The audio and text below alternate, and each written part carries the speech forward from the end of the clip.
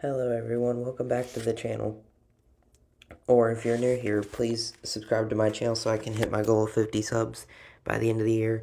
Like the video and comment your thoughts on the Raw to WrestleMania 41. But yeah, I want to get into this today. Like I said in the title, the Raw to WrestleMania 41 finally felt special again. I don't think there was a single thing from this Raw that I didn't like. But I'll let you know my thoughts here in just a second. Let's go ahead and get into it.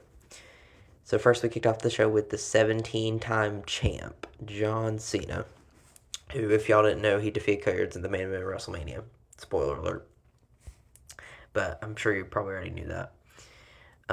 Nothing crazy really about this promo. He was just trashing the fans, saying he's going to ruin wrestling. Same old, same old. Um, they had a "We Are Sorry" chant. That was funny. And then as Cena was preparing to finish up his speech, Randy Orton appeared behind him and hit RKO out of nowhere, much to the crowd's delight. That was really funny.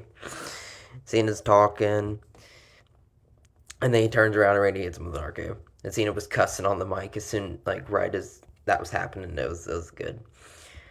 And then I didn't even know I didn't know a lot of stuff on the card, but I especially didn't know this. So they gave us a WrestleMania rematch for the women's tag titles. Becky Lynch and Lyra Valkyria, I guess, were forced to redefend their tag titles against Liv Morgan and Raquel Rodriguez. And so I predicted that whenever Becky and Lyra lost those said titles, that Becky would actually turn on Lyra and start her program with the women's IC title. However, I didn't predict that to be tonight on Raw.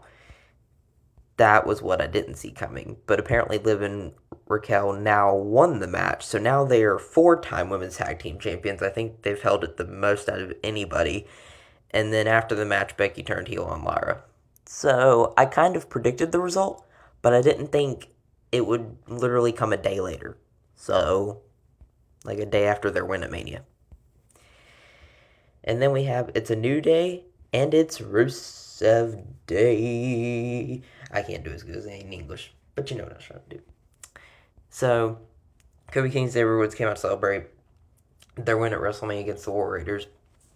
And then they got interrupted by Otis, Akira Tozawa, and Maxine Dupree of Alpha Academy. And then I think we were going to set up a match for the tag titles, like right there, right on the spot. They said, like, that Maxine was saying, like, is the New Day scared? And so they were setting up a match. But then all of a sudden the lights go out, and I see Rusev's name appear on the Titantron. And I'm like, oh, shoot, it's actually him. And then the crowd chanted Rusev Day as he made Otis pass out in the ring.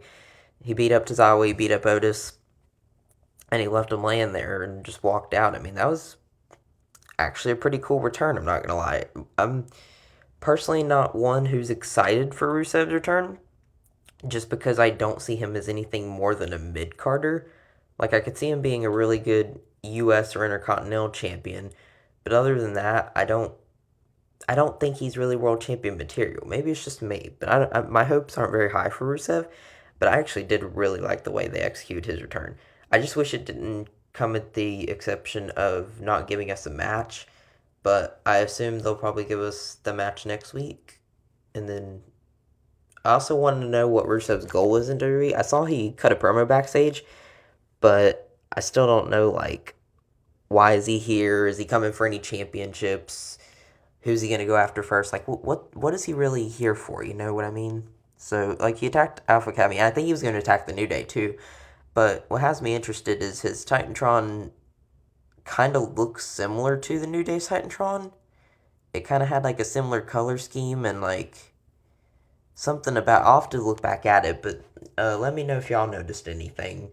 Because whenever I looked at Rusev's Titantron, I thought, isn't that the New Day's Titantron? But then I saw his name, and I'm like, oh, maybe not.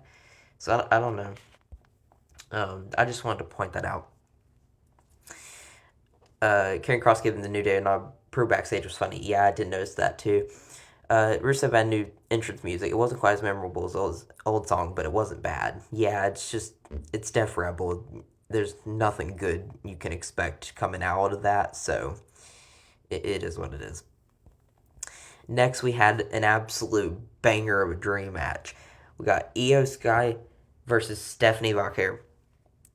which is actually crazy that happened on this Raw because we got the Women's World Champion on Monday Night Raw, but then we also got the NXT Women's Champion over down on NXT, so I care. And these two ladies were cooking up an amazing match. I was like, please don't ever let this match end. I just, I've been wanting to see this match for a while. I actually was hoping we get Io Sky versus Julia, but this match was, I think, just as good, if not better than that match. So, like, well, even though it hasn't happened yet, but you know what I mean? Like, it was really, really good. I really enjoyed it. And then they had to ruin it. So they were having a good match, and then sadly Roxanne Perez caused a disqualification to end the match abruptly. Man, man, oh man, oh man. I was upset about that. That's one thing I probably didn't like. I liked that the match happened, but then the ending was really weird. I'll get into it here. So, and then Julia showed up and attacked Sammy Bakara after Roxanne Perez took out Io Sky. So I don't know if you can tell by that description I just said from Bleacher Report, but Julia and Roxanne Perez work together. Okay, that doesn't make any sense. I, I'm someone who watches NXT every week, so I know, and I'm like, Julia, Roxanne Perez is a heel for one thing, and Julia would never work with her. Even if Julia doesn't want to work with Sammy Bakara because she's the champion, she wants her championship back. Like, okay, I get that. But Julia didn't even try to go after Roxanne Perez. So, like, why is Julia and Roxanne Perez working together? Are they turning Julia heel and I just didn't know about it? Let me know if you watch NXT if you understood the segment, because I was very confused why they were working together. I don't know. But then luckily Rhea Ripley ran out to the ring and took out Roxanne before having a standoff with Julia, then ended with the NXT star backing down. That was kind of a cool stare down, Rhea Ripley and Julia. It's not particularly a dream match I had in mind for Julia. I'm hoping we get like Julia versus Sky and Julia versus Asuka. Basically Julia versus Damage Control. But like, yeah, I mean Julia versus Rhea, that's not bad either. Is there anything else in? No, okay. And then we got the new World Heavyweight Champion, main event Jey Uso. Yeah, he did his thing. Blah, blah, blah. Okay, I will just say this. Sami Zayn joined him in the ring and gave him a hug. That was an awesome feel-good moment. I didn't expect Sami to come back on the show after Mania. I honestly should have. But, yeah, Sami Zayn joining him was really nice. And then also, I didn't expect Jimmy Uso to come back out after we already saw him at Mania. But then it's like them I guess 3/4 of the OG Bloodline reuniting in the ring and doing the handshake. That's just, man, that was some nostalgia from 2022 right there. From the Bloodline from a few years ago, you know, or they were just recently reunited like last year too for War Games. But yeah, it's always fun seeing them in the ring together, man. I think that's the closest we're ever gonna get to an OG Bloodline reunion, because I doubt Roman Reigns is gonna um have to have their help again. I know he's probably gonna have CM Punk as a tag team partner, but we'll talk about that later. I could also see him getting Jimmy Uso's backup potentially, because you know Jimmy's always wanting to help his tribal chief. So yeah, maybe Jimmy, but I think Jay and Sami. What would be exciting for them is if they have a world heavyweight title program, like an actual match. And the only problem I have with that theory with Jay and Sami is that I have a bad feeling Sami would possibly have to turn heel. And I think he teased it a little bit in the segment. Like, he looked like he was going to attack him, but he didn't. And I was just like, oh no, please don't do it now. Like, we already had Becky earlier in the night. I was still thinking about that. And so, yeah. But, they all yeeted, and the segment pretty much ended with them all having a good time. And then we had Dominic Mysterio versus Penta. But before I get into that, we returned from the commercial break to see Gunther yelling at Michael Cole. He shoved Pat McAfee and then grabbed Michael Cole in a chokehold, or sleeper hold. McAfee fired off a shot to break it up before a bunch of officials came down. But then Gunther grabbed McAfee and choked him out instead. And eventually Gunther was escorted away. Pat was taken back to recover as the show went to another break. Cole went back to the announce table while Joe Tessitore joined him to film for the main event. Yeah, so basically Joe Tessitore replaced Pat McAfee on commentary.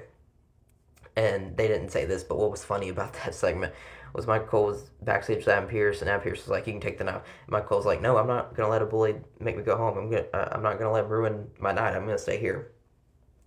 So even though he didn't really talk much, he did eventually go back to the announce table, like that says.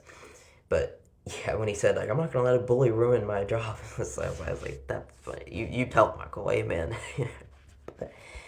Okay, and then this was a really good match until like, actually the ending was what probably made it good, but I'll get into that here. Dom Mazur, Dirty Dom, who is now the Intercontinental Championship, defended against Penta in the final match of the night. Finn Balor and Carlito accompanied Dirty Dom to the ring, of course, because, JD McDonough is injured still. We went to a break with Penta being sent out of the ring. It looked like Balor might attack him until the ref spotted him and he had to back off. Penta hit a hurricane on Balor, sent Dom ringside. Penta was about to. Okay, here we go. But as Penta was about to hit a big move, JD McDonough actually appeared and knocked him off the top rope. This allowed Dom to hit a frog splash to get the win. So, I was literally just talking about JD McDonough still being injured, right? Well, he came back tonight and actually helped Dom retain the Intercontinental Championship.